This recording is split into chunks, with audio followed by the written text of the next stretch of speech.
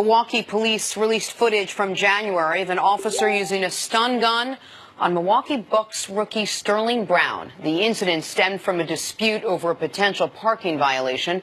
Milwaukee's police chief has apologized to Brown for what he described as inappropriate actions taken by officers. Brown says he plans to file a lawsuit against the department. CC, I'll start with you. What was your reaction to this story and to the footage that we're watching here? It's not too surprising for me.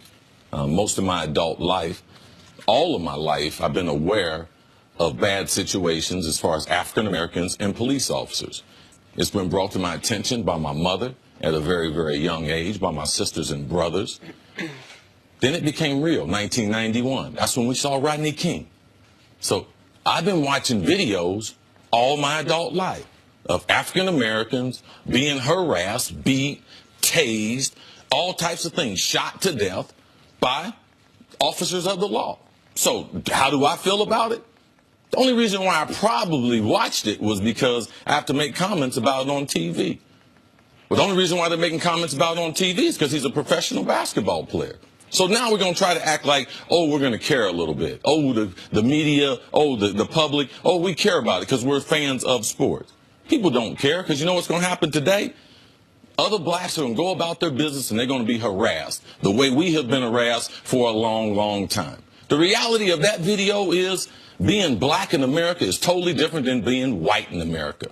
So I'm tired of looking at videos of the same thing in 2018 of something that I watched when I was younger as a young person, and I've been watching all my adult life. So people today will care, but ultimately it don't matter if black people care. It only matters if white people care.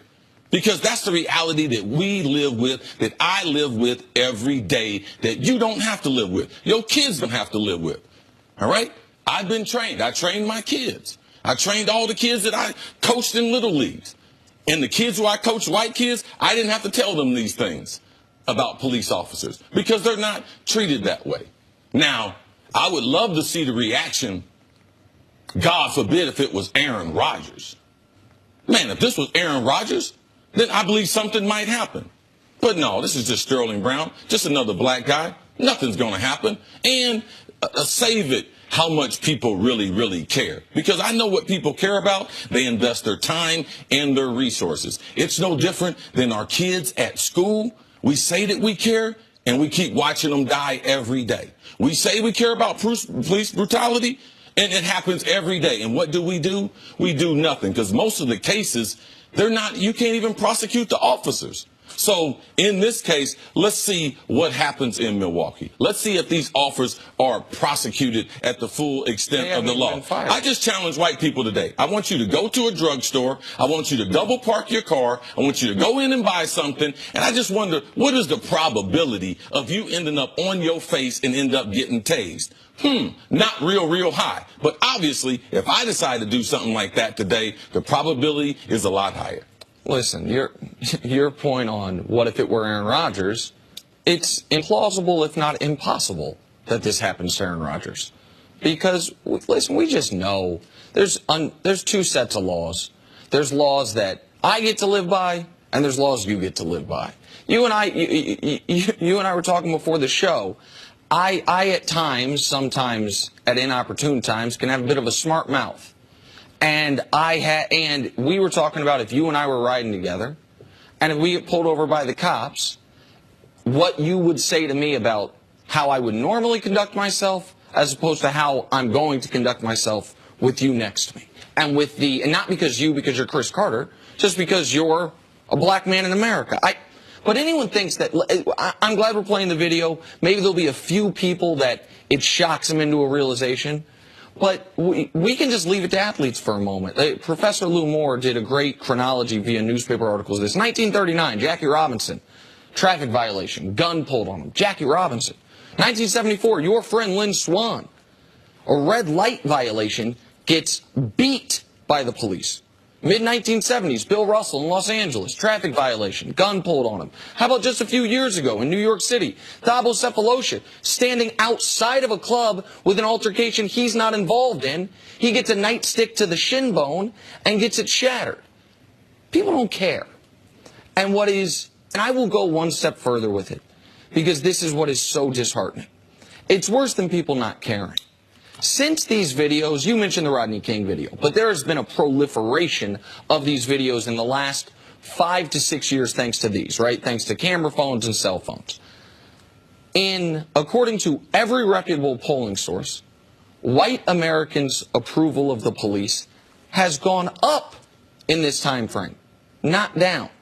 So the question that is asked is, are the police in these instances acting unlawfully? That's one question. Another question is, are they doing what the communities are actually asking them to do?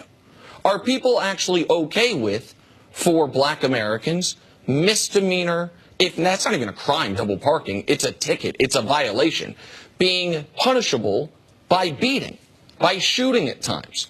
Because I know what people's response will be. Well, don't double park your car.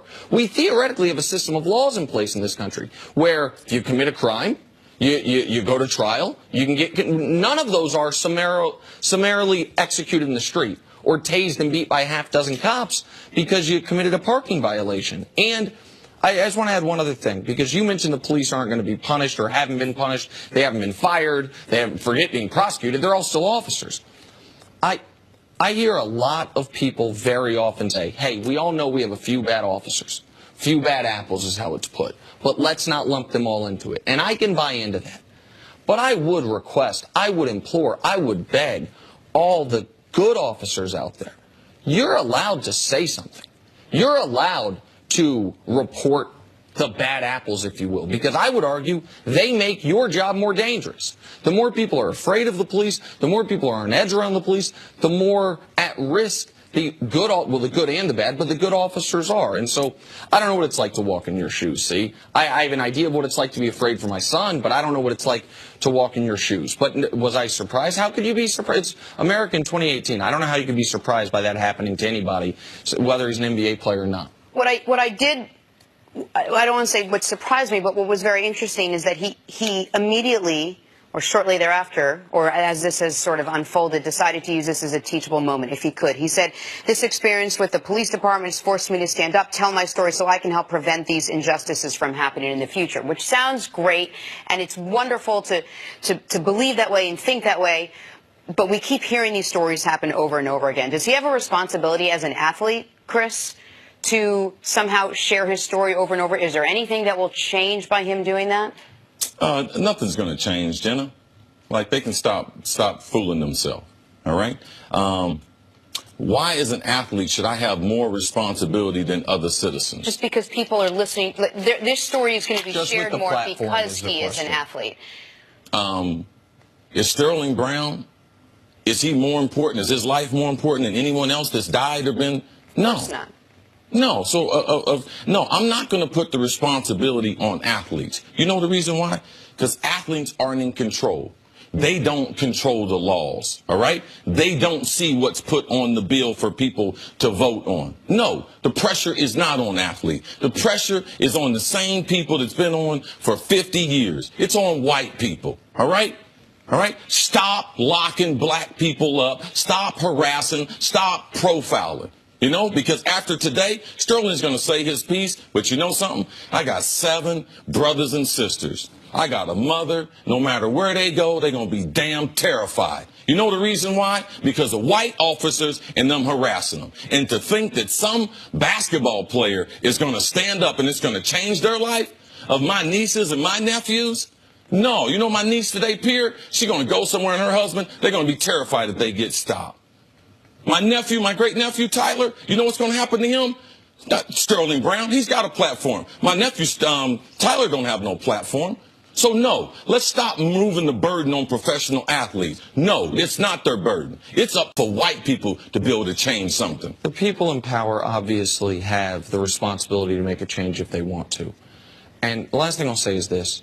For as long as there have been police in this country and black people in this country, black people have said the police treat us differently. And for an incredibly long period of time, white people, either publicly, politicians, newspaper editors, or just your neighbor, said, we don't believe you. We don't believe you. Prove it. And then everyone got these phones.